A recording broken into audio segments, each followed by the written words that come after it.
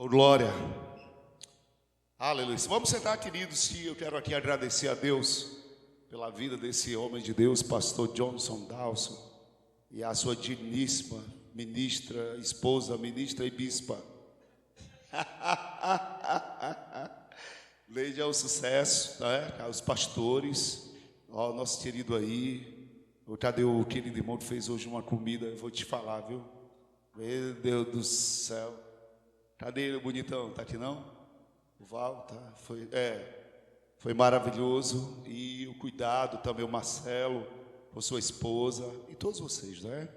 Obrigado, vocês são um sucesso, viu? Olha, o que está sendo ministrado aqui é realmente extraordinário. Vocês fiquem muito ligados no que Deus está trazendo como vida. Cadê o Joshua?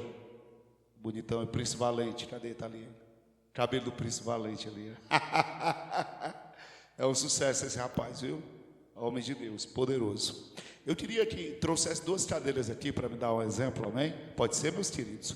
Rapidão.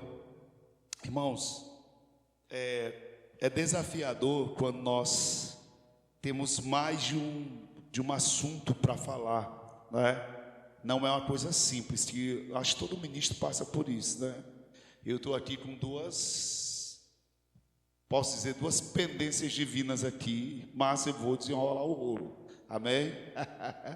Ontem eu falei da nossa posição, que estamos na nossa realidade espiritual, onde não nos falta absolutamente nada. Essa é a forma que nós gerenciamos o olhar para as coisas naturais. Quem nasce de Deus não pode ser entendido nem interpretado por ninguém por causa da alta e poderosa natureza, mais sofisticada que alguém possa imaginar. Por exemplo, os anjos, seres criados por Deus para nos assessorar, nenhum dos anjos foram chamados de filhos de Deus, nenhum dos anjos. A nenhum dos seus anjos disse Deus: tu és o meu filho, eu hoje te gerei. Então os anjos estão numa categoria abaixo da nossa, porque eles não podem assumir um corpo de carne na hora que eles querem ou gostariam, amém? Só o homem tem esse envolto de pele, esse corpo que a Bíblia chama de templo, que ele nos deu isso, para tocar a esfera natural e ser como um portal, se é que eu posso usar esse termo, onde Deus, que é Espírito, se exibe, entra em ação, manifesta a sua glória e mostra quem Ele é, amém? Então veja só, como nós estamos num lugar assentado juntamente com Ele, e a partir desse lugar que as nossas riquezas e provisões fluem, é bom você entender um pouco sobre a ideia de colonização. Eu estive na África do Sul, e a África do Sul é uma parte da África muito rica, e é bem sucedida. Por quê? Porque a Inglaterra colonizou a África do Sul. Então, o modo de dirigir lá é o modo do país que colonizou a África do Sul. Eles dirigem do lado esquerdo, porque no lugar que colonizou, dirige do lado esquerdo. O rei dirige do lado esquerdo. A comida é a comida do rei da Inglaterra. O modo de vida é o modo de vida do rei da Inglaterra. Então, colonizar é converter. E quando Jesus ele veio do céu para a terra, ele veio completamente disposto a trazer essa cultura de colonização. Por isso ele falou que, olha, eu vim cumprir a vontade do meu Pai, seja feito na terra, assim como é feito no céu. Então, quando Jesus nasce, ele recebe 3 presentes. Primeiro é ouro, incenso e mirra. Ouro, provisão, incenso para o ambiente e mirra, perfume. Então ele era farto, suprido, cheiroso, e o ambiente dele, embora fosse uma manjedoura, os reis foram visitá-lo. Por aqui a gente vê a cultura de riqueza. Não é porque é uma manjedoura que tem que cheirar mal. Aleluia. Deus gosta de cheiro. Quem pode dizer um amém? Diga: o ouro nos pertence. Amém? E as riquezas. Então os reis foram se dobrar a ele, porque ele trouxe completamente a cultura de onde ele veio estabelecer. Agora veja, uma pessoa que é do interior, e ele vai numa cidade grande, o modo de falar dele é da sua origem. Ele vai falar de comidas que na cidade grande vai achar que ele está falando outro idioma. O modo em que ele olha para as coisas, ele traz enraizado na sua cultura. Então nós somos cidadãos dos céus, numa terra, num lugar em que Deus está acreditando em nós, para que venhamos intervir.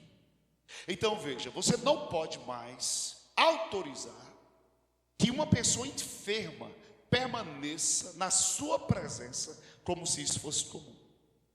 Você não pode mais autorizar a escassez como algo absolutamente comum. Então o que acontece? Por que o pastor está falando aqui? Renovar o entendimento. A palavra renovar, o prefixo ré aí é voltar à origem. Quando a palavra está colocando renovar o entendimento, ela está propondo o quê? Deixa com que o modo de enxergar a vida real de Deus possa ser readaptado. E veja só, quando o pastor falou aqui do caso da mulher que tinha a botija de azeite e ela precisou de vasilha. Veja que o azeite se adequou à quantidade de vasilha e ao espaço. Vamos dizer que a sua vasilha seja a sua cabeça, a sua mente. Uma mente estreita, ela limita as liberações dos céus até você. Então, por exemplo, o nosso dinheiro, a nossa economia pessoal tem o tamanho da nossa cabeça. Os amigos que a gente tem admitido têm o tamanho da nossa mentalidade. A casa, o modo que a gente constrói, o modo que a gente decora a nossa casa tem o tamanho da nossa mentalidade. Os livros que a gente lê têm o tamanho da nossa mentalidade. Então eu tenho agora um Deus ilimitado, que faz grandes coisas, poderoso, e não pede desculpa a ninguém, porque não deve nada a ninguém, aleluia. Se não há, ele é poderoso para criar, mas ele encontra, posso dizer, um cérebro de amendoim, amém? Que está sendo esticado para não se escandalizar com a sua demonstração de poder, com a sua demonstração de glória. Então, quanto mais eu me submeto aos céus aqui na terra, eu vou entender o perfil de Deus para um elemento chamado generosidade. E eu quero, em primeiro lugar, tocar nesse ponto, para depois tocar no outro, e aí você vai entender o porquê das duas cadeiras. Quem pode dizer um aleluia? Catuca o teu irmão, bate esse no ombro dele, amém, irmão? Amém? Diz para ele, irmão, existe uma arquitetura, uma engenharia divina para o progresso. Aleluia! Quem aqui já foi num condomínio fechado de luxo e você já viu uma casa belíssima, enorme, e você viu uma casa também enorme que não tinha beleza nenhuma? Aí você percebe que ambas têm tijolos, ambas pagaram mão de obra, ambas colocaram investimento, mas uma tinha projeto e uma outra não. Aqui não tinha, cumpriu talvez o desejo do dono para fazer como ele achava bem melhor.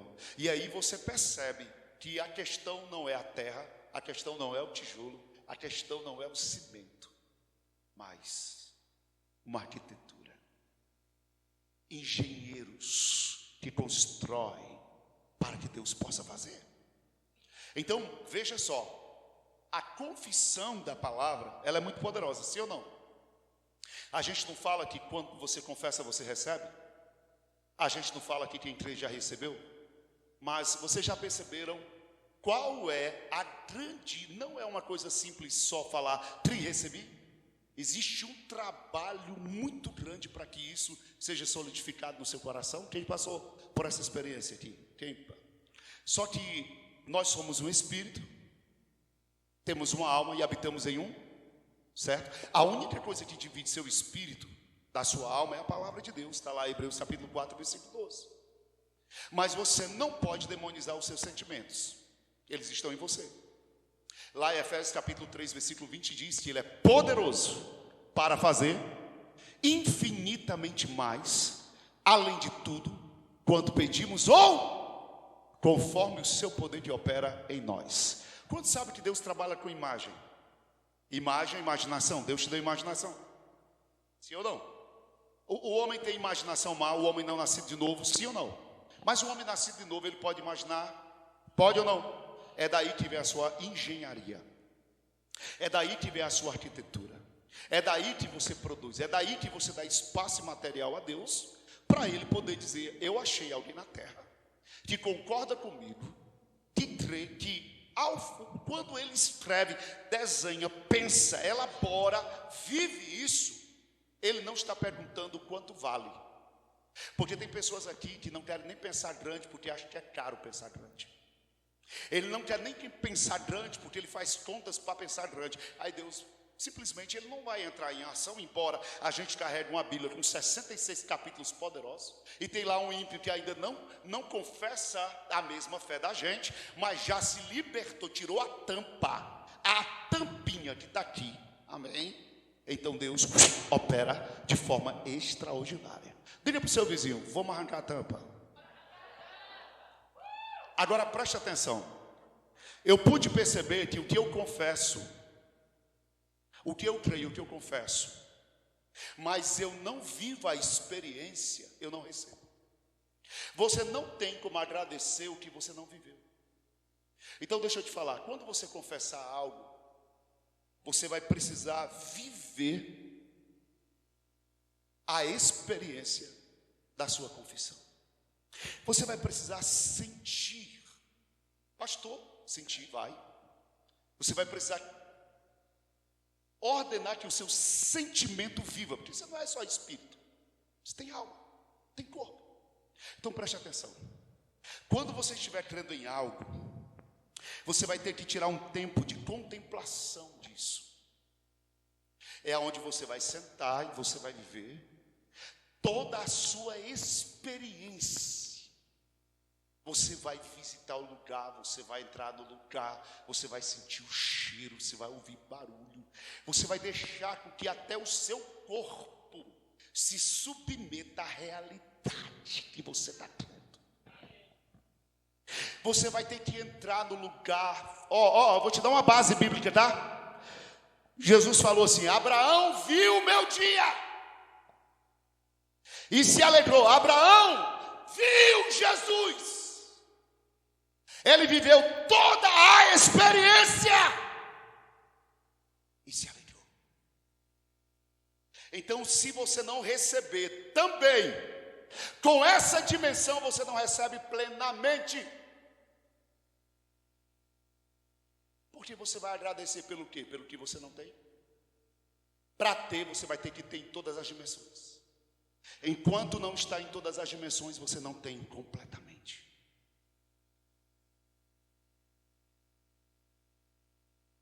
Agora você precisa aprender a entrar no estado de contemplação. Amém? Que é viver isso.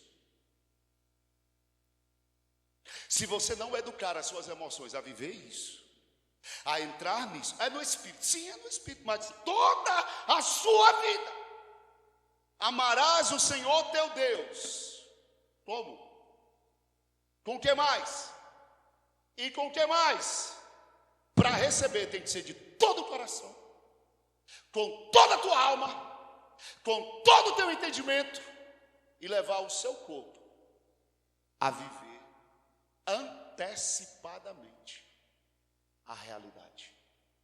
Caso contrário, você não recebe plenamente. Eu quero dizer que você tem que ensaiar. Aleluia. Você vai ter que ensaiar, entrar, viver, visitar o futuro. Você vai ter que entrar no lugar que você está crendo que é seu. Você vai ter que visitar a sua sala. Você vai ter que... sabe, é aquela mesma experiência do povo de Deus ao redor das muralhas. Eles precisaram rodear em silêncio 7 dias. Porque eu creio que à medida que eles rodeavam, a incredulidade ia perdendo a potência. E ficar em silêncio diante da confissão é um domínio do próprio corpo diante do que Deus havia ordenado. Ali estava todo o ser deles envolvido. Não era só o espírito deles rodeando. Eles precisaram levar o corpo para lá. Precisaram levar a alma para lá. Precisaram levar os sentimentos para lá.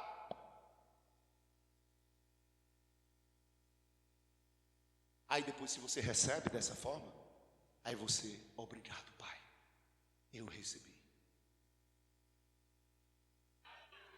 Porque enquanto você não vive essa totalidade, só uma parte sua está recebendo.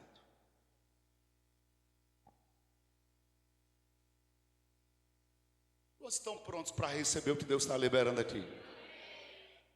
Olha o seu irmão e diga: a partir de agora eu vou desenvolver o músculo da minha fé em todas as esferas. É hora de ensaiar. É hora de ensaiar. Quem viu aqui aquela mocinha que ganhou um campeonato de skate? Ela aqui com o skate dizendo: você vence, você é um sucesso, você vai conseguir, já deu certo. Primeiro lugar. Arquitetos, construtores.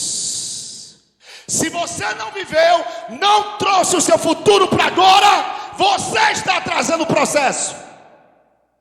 Coloque os seus sentimentos de joelho diante da realidade da sua fé. Cheire, agarre, beba, receba, perceba o barulho. Todo o seu ser deve viver essa experiência antecipadamente. Aleluia! Então, durante o seu dia, separe momentos para exercitar o músculo da posse. Dizia hoje o filho do meu querido ali que cozinhou para a gente. Se você é jogador de futebol, sou, então presta atenção.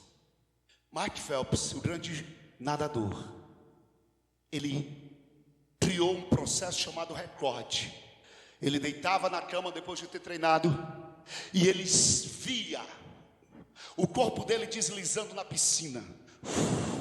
Porque você sabe que o cérebro não tem como discernir o que é imaginação, o que é verdade.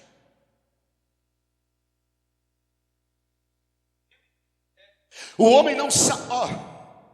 Dizia hoje para o Marcelo: você está, ai, estou cansado, ai, eu estou tão fadigado, ai, eu acho que não sei. É só entrar um touro espanhol, que eu tenho certeza que você vai descobrir que você tem mais potência do que você imagina. Agora mesmo, a terra está rodando ao redor do sol com a velocidade de uma bala de 9 milímetros de uma pistola. Olha a velocidade dela. Eu não estou vendo uma cadeira se mover do lugar, mas a terra está girando. A palavra que você liberou, ela está correndo velozmente. E esse lugar aqui está carregado de anjos. Oh, levanta a mão e dá um glória, irmão. A gente é grande. É de Deus. Quando ele venceu o primeiro campeonato, que ele agarrou a medalha, a repórter disse: você deve estar muito feliz, porque você é um campeão. Ele disse: campeão? Desde a primeira vez que eu entrava nessa piscina para treinar, eu vivi esse momento.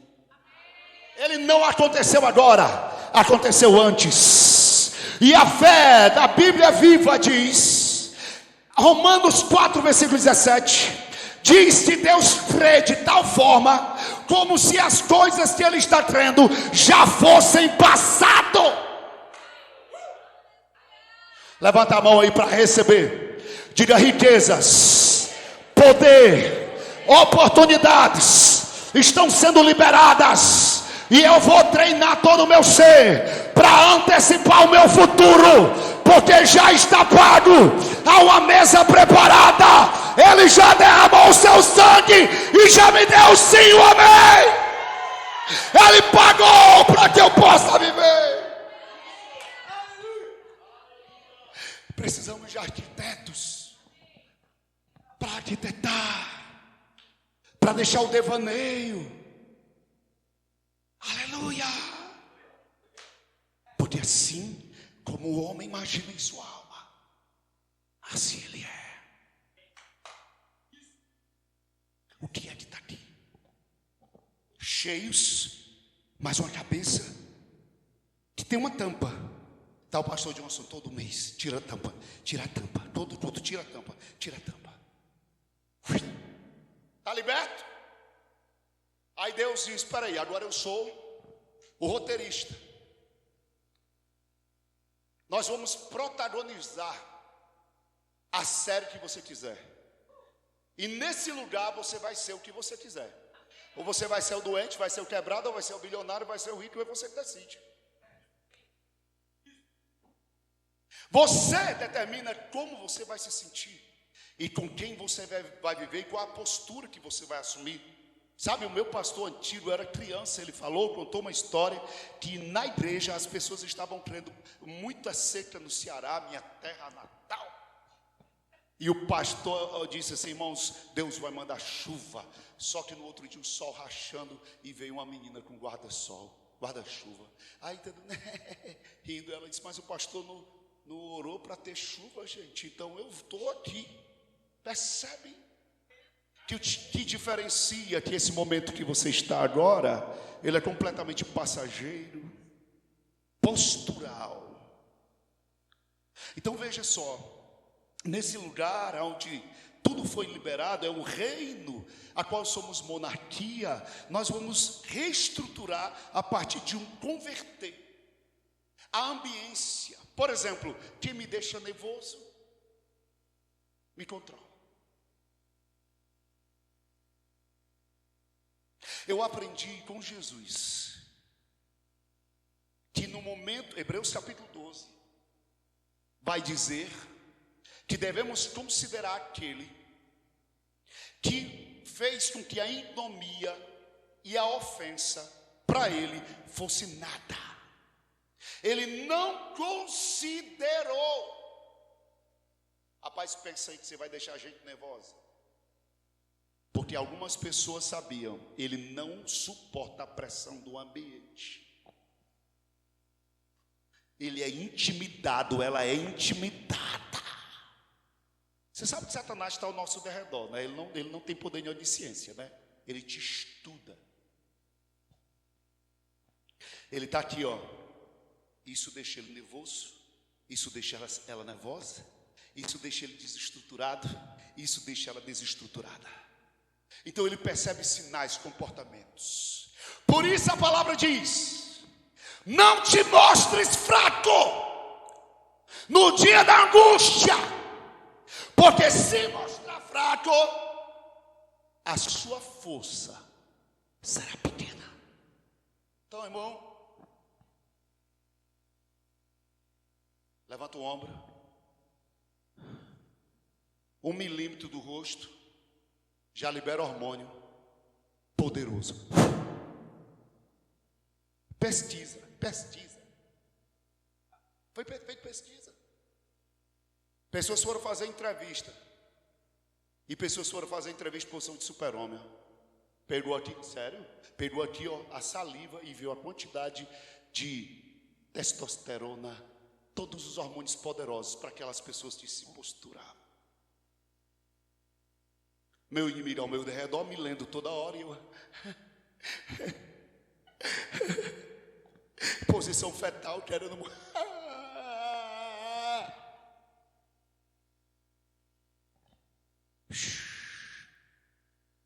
exatamente. Rei que come farinha, peixe frito à luz de velas. Meu irmão me ensinou isso. Morava em Manaus, 93, meu irmão, eu gosto demais dessa história. A gente, maior pressão, e um dia eu cheguei em casa, um cheiro maravilhoso de alho, a mesa toda arrumadinha, estava lá o jogo americano para mim e para ele. Na época era um suquinho daquele que você joga na água, geladinho, aquele tipo tangue. Aí eu cheguei, fui chegando na pia, tomatinho cortado, cebolinha, e quando eu fui direto para a frigideira, lá para a caçarola, como vocês chamam, ou frigideira, um ovo. Eu olhei para ele e disse: eu não acredito, tudo isso para um ovo. Aí ele olhou para mim e disse: é um ovo, mas é um ovo que vale a pena. Isso é colonizar o caos e converter o caos em reino. Vocês sabem que as plantas recebem o que você irradia, né? Você sabe que uma pessoa depressiva, todo mundo está perto delas, recebe, até o cachorro. Até o cachorro fica. Ele fica triste. Se for pinche, também fica.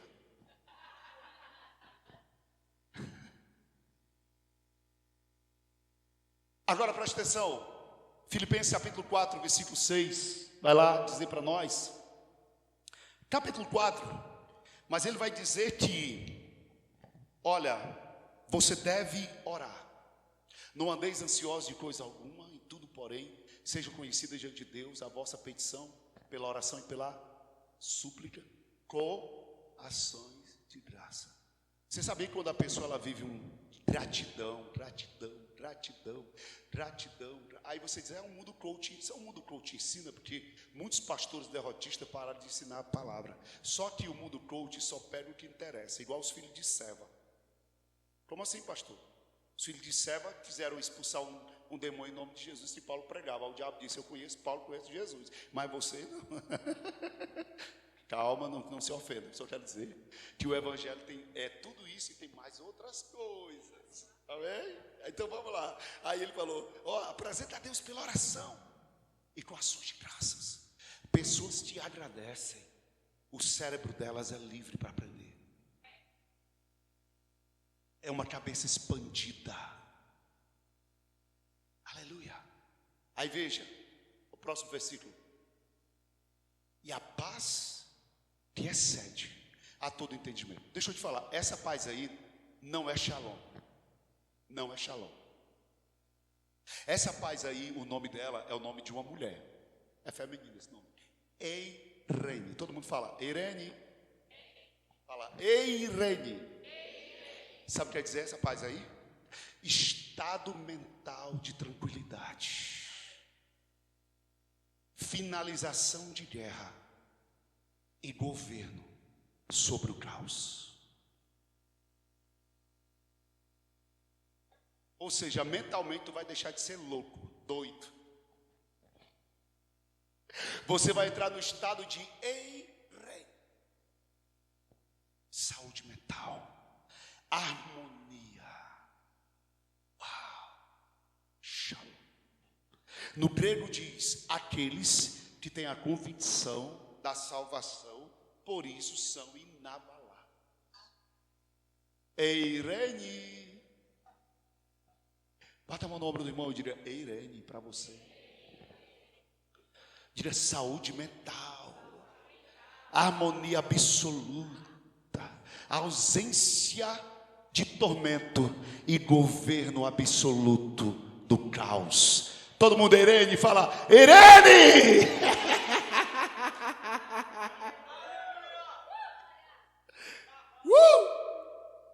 Não é não um estado de riqueza um negócio desse? Aleluia. Agora veja, isso vem da onde? Relacionamento com o Espírito Santo, todo dia. É com Ele que está todo o projeto de vida que você precisa. A palavra diz: e os meus planos jamais serão. Aí tu descobre que Deus não tem sonhos. Quem tem sonho se frustra. Mas o plano dele, não há frustrados. Todo dia você tem um encontro com aquele que deu a sabedoria a Salomão. Todo dia. Você paga 30, 35 mil, 40 mil para ter. O Islã diz assim, ó: venha para Allah, venha para o sucesso. Para o Islã, orar é ter sucesso. Quando você começar a entender que a oração vai te levar ao progresso, porque o Deus que te vê ou promove você em secreto, como disse o pastor ontem, te recompensará publicamente.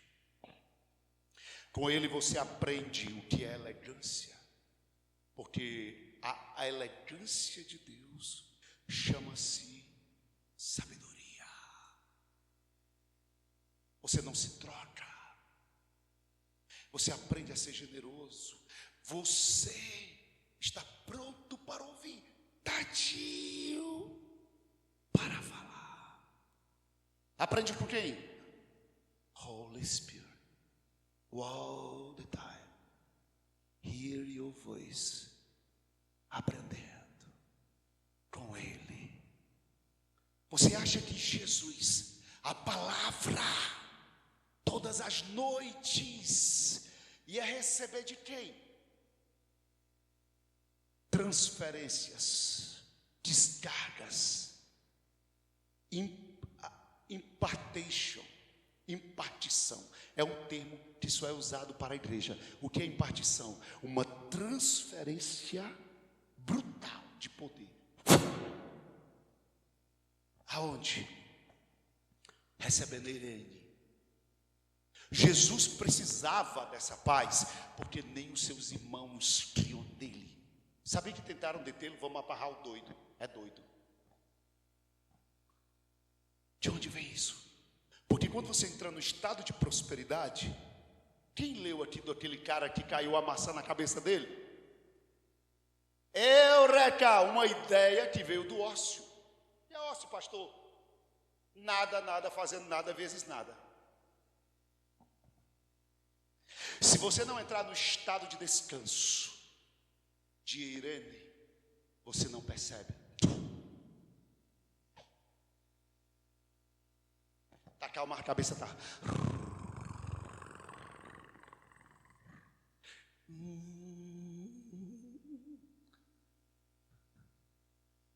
Corpo agitado, tensão muscular, intestino preso.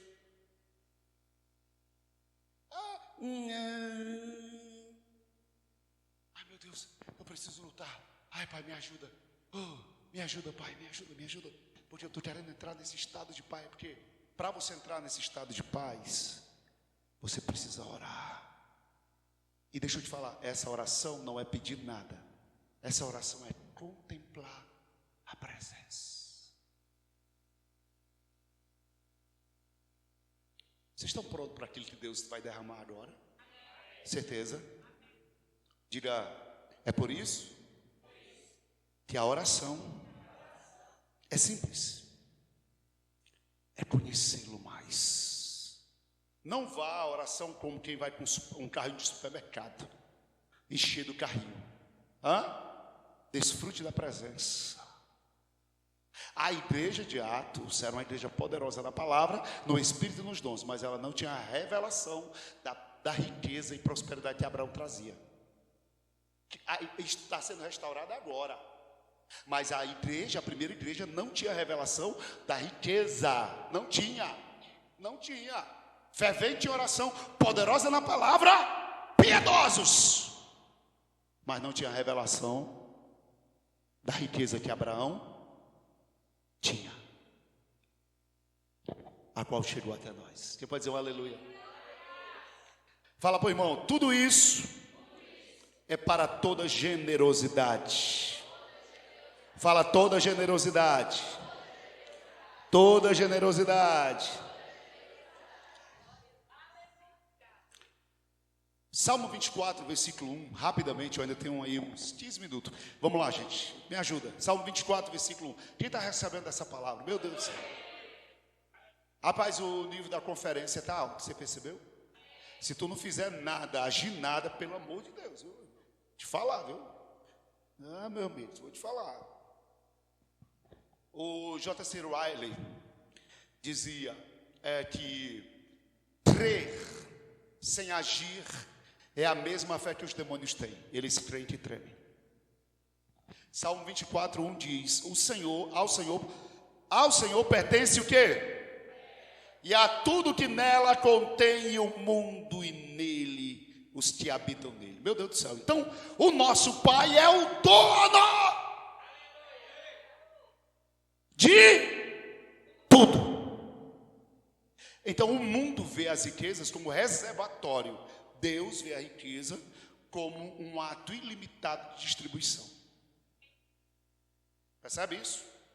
O diabo, por exemplo, é movido por egoísmo, mas Deus é movido por generosidade. Tiago, capítulo 1, versículo 17, diz para nós que toda boa dádiva, todo um perfeito vem descendo lá do alto do Pai das luzes, em que não pode haver mudança nem sombra de variação. Então dele vem toda boa dádiva. Vem de quem? Então eu não impressiono a Deus dando. Quem pode dizer amém? Para ele. Eu impressiono a Deus, veja só, crendo no que ele fala para mim, inclusive obedecendo no ato de entregar. Porque por mais se você ter dificuldade de se relacionar com pessoas, o evangelho só é evangelho e avivamento só é avivamento quando eu dispenso. Quando eu centralizo, não é avivamento. Avivamento não é o quanto eu recebo de Deus. Avivamento é o quanto eu espalho de Deus. Quem pode dizer um amém? Então, há um exemplo de generosidade extravagante, lá no livro de João, capítulo 12, versículo 1 ao 9, que é aquela mulher que pega aquele perfume, no caso, praticamente grata pelo fato de Lázaro ter sido ressuscitado, aleluia, vivo, do lado de Jesus, ela entra com um perfume de 1 ano de trabalho.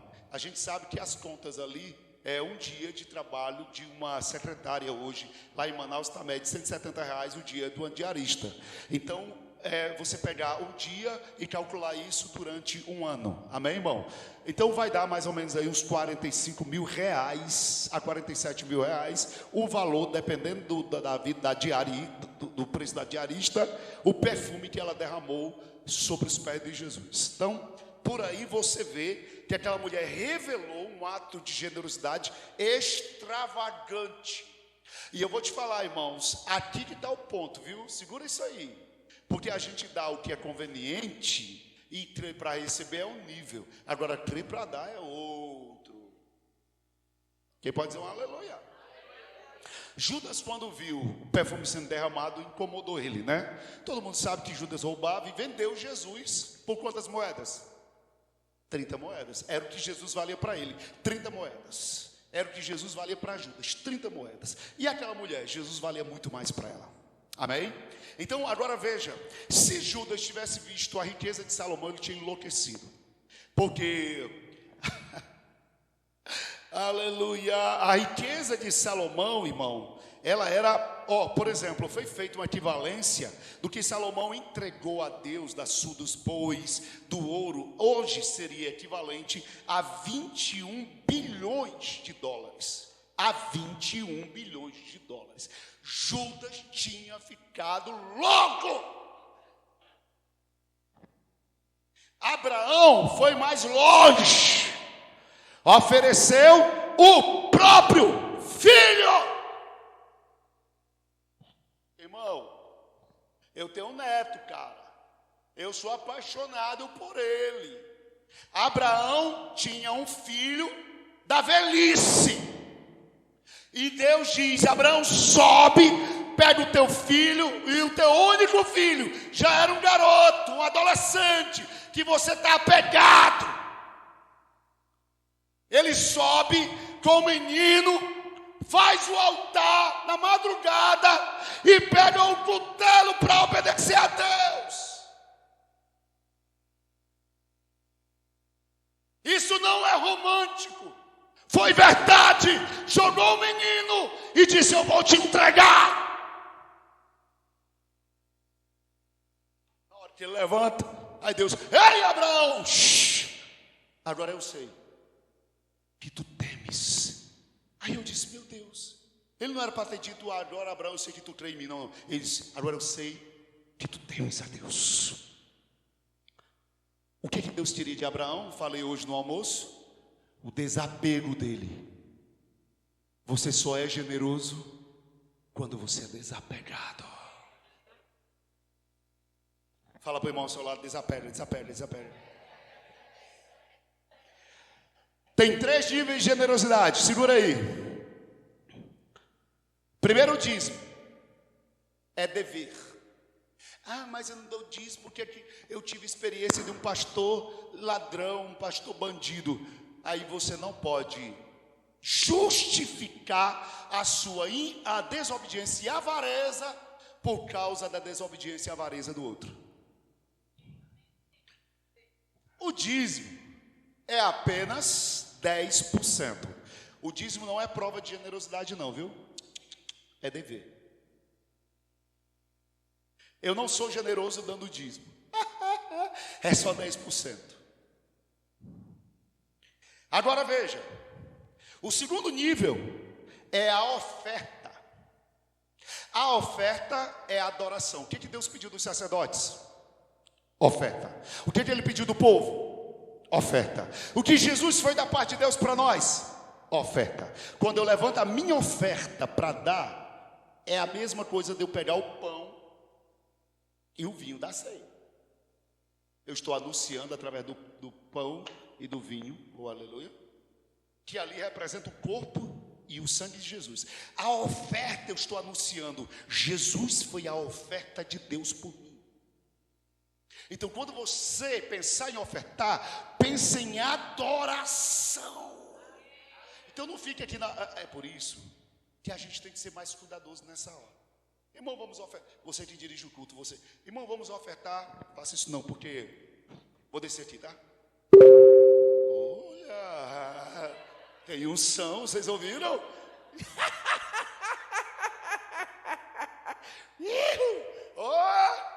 Vocês escutaram? Você sabia que Satanás, o querubim, quando ele andava, saía som dele? Plam, plam. Mas eu não sou ele não, meu irmão. Eu tomei, ele é que perdeu o lugar para nós. Você vai dizer amém? Agora presta atenção. Lá na macumba, o diabo diz: eu quero oferta. Até a faca tem de ser nova. Tu já viu como aquelas mães de chiqueiro dançam? Qual a roupa que elas usam? Ninguém aqui usando mini saia. Que o diabo é ciumento com os seus. Aí eu sirvo a Deus, tenho o dono de tudo, e estou querendo trapaceá-lo. Eu creio em prosperidade, eu creio, mas eu não o adoro com a minha oferta. A gente tornou isso tão relapso que a gente fica assim, ó. Deixa eu ver o que eu tenho aqui. Amém, glória a Deus. É adoração.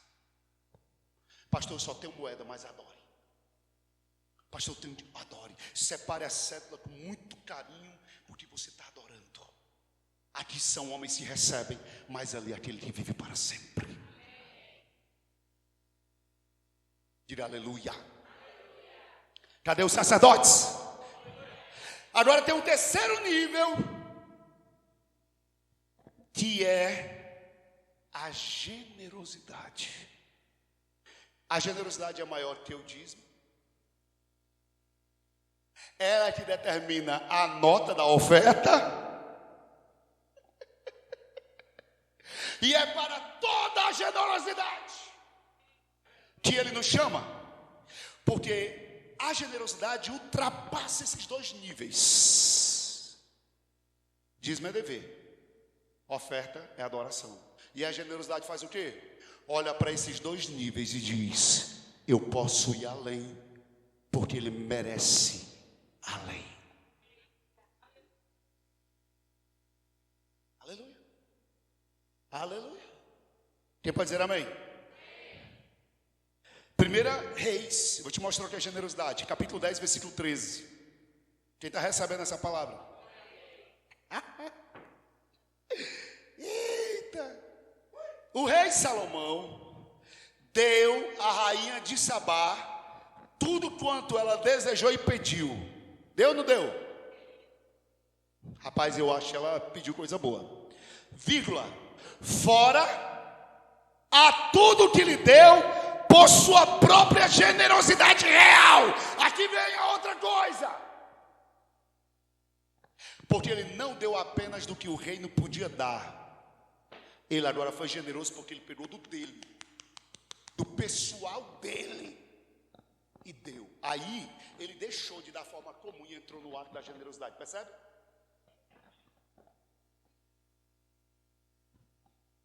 Quantos sabem que quando você está treinando a musculatura aqui e está acostumado com peso, aí o personal olha para você e fala assim: está se acostumando, né? Vou aumentar a carga. Aí tu, mas aí você está garantindo o quê? Cresci. Da mesma forma é a generosidade. O Satanás vai dizer: vai doer. Aí tu pode botar pressão, porque eu já aprendi o caminho do desapego. Ele deu do que era dele e deu adiante. A palavra de Jesus observava junto ao gasofilaço. Aqui. Aí vem a irmãzinha, a irmã Clemilda. Ela trouxe tudo. Aí ele falou: tá vendo? Vocês estão dando do que sobra. Isso não é generosidade.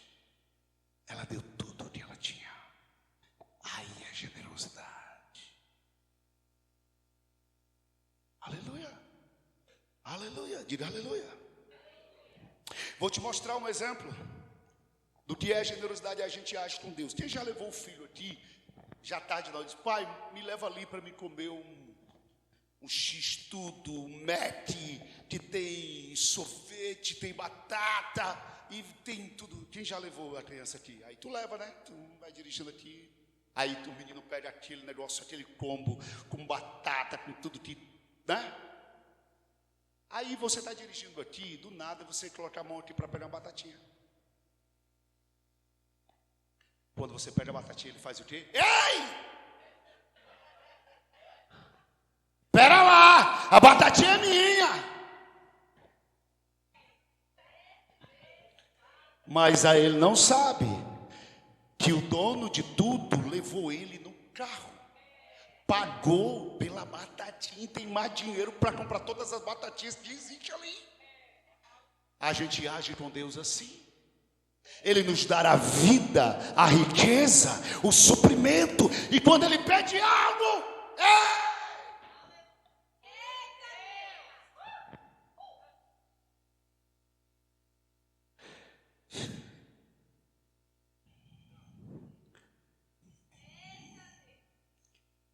Provérbios 11:25 diz que a alma generosa não é qualquer alma. Prosperará. E quem dá de beber será descedentado, ou não será sedento, terá água. Quem foi o homem que colocou Davi no cavalo? Qual era o nome dele? Jonatas. Deu a capa dele para Davi, Jonatas. Deu a espada dele para Davi, Jonatas. E desfilou com ele, sem inveja, Jonatas.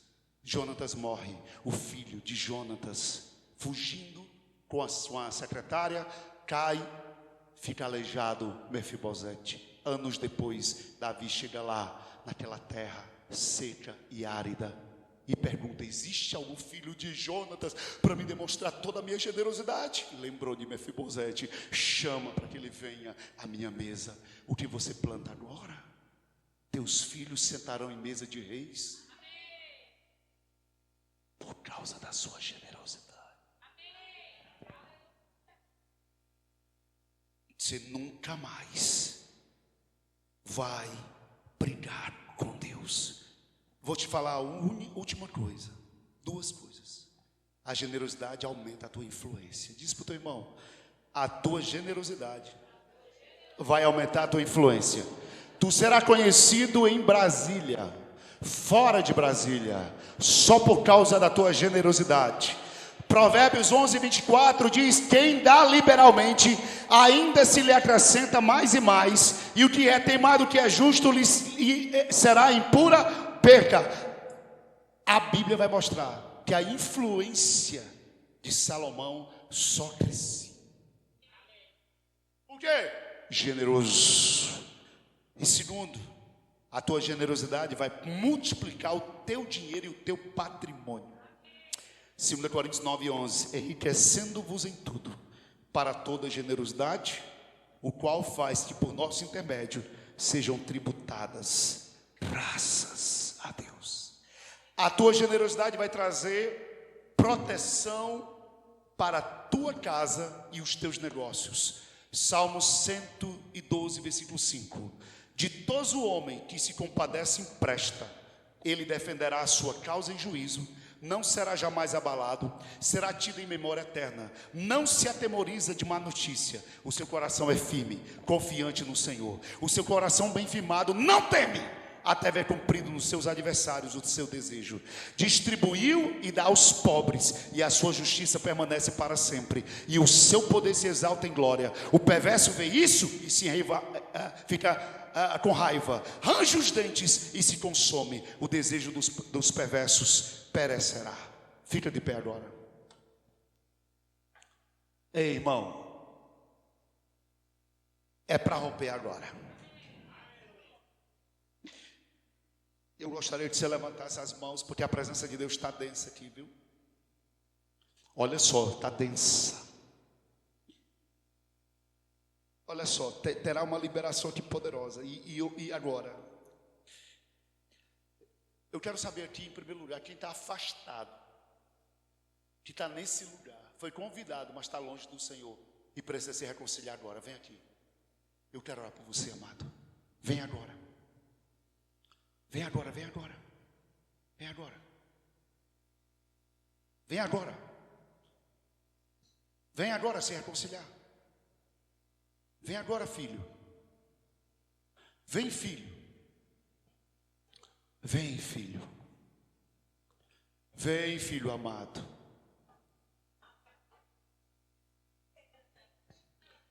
Tem mais alguém? Tem mais alguém? Tem mais um filho? Tem mais uma filha aqui? Tem mais alguém aqui? Tem mais alguém aqui? Romanakaia, Kumababakorre Bahassi, Terababacanto Yamase. Venha, filha. Tem mais alguém aqui? Tem mais alguém aqui? Tem mais alguém aqui que está resistindo?